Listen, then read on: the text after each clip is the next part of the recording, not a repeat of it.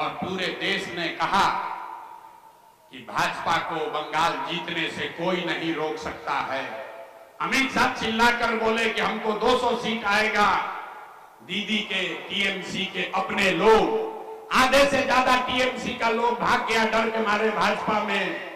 जब पूरे देश में दीदी के साथ कोई खड़ा नहीं हुआ तो यही प्रशांत किशोर दीदी के साथ खड़े हुए थे और हमने कहा कि भाजपा को बंगाल में हराएंगे नहीं, अगर 100 के नीचे नहीं कर दिया तो जीवन में संन्यास ले लेंगे।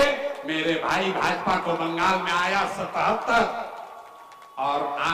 और दीदी जीती 200 से ज्यादा सीट, तो हम हो गए भाजपा के एजेंट और आप जो घर में बैठे थे आप हो गए हमको सर्टिफिकेट देने वाले। तो हमें भैया ऐसा सर्टिफिकेट नहीं चाहिए। आप तय कर लीजिए और जिसको अच्छा लगे उसको मदद कीजिए, लेकिन ध्यान रखिए गलत को चुनोगे तो गलत ही पाओगे।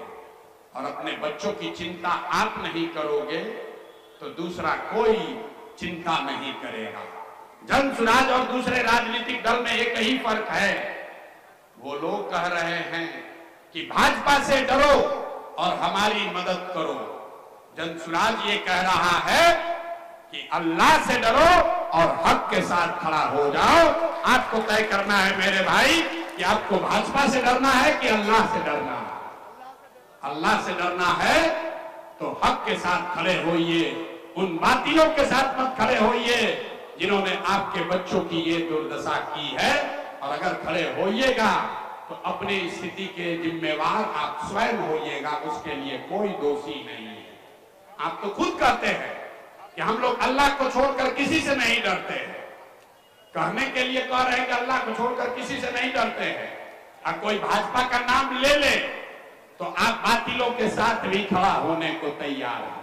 तो हम आपसे इतना ही आग्रह करने आए हैं, एक बार अल्लाह से डरिए, हक के साथ खड़ा होइए, अपने आप आपकी तादाद भी बनेगी और आपको जीत भी मुयस्सर होगी, भाजपा को हराया भी जाएगा। यही जनसुराज की सोच है। आपको अच्छा लगे तो इसमें कंधा लगाइए। जब बिहार जीत कर आएंगे तो 2 बरस में फिर यहीं से यूपी की लड़ाई भी हम ही लोग लड़ेंगे, दूसरा कोई नहीं लड़ सकता। और प्रशांत किशोर में ही सलाहियत है कि यूपी में आपको जिता सके। इसलिए आप यहाँ जुड़िए, जनसुराज को बड़ा कीजिए। आप सब लोग यहाँ आए, इसके लिए बहुत बहुत शुक्रिया, धन्यवाद।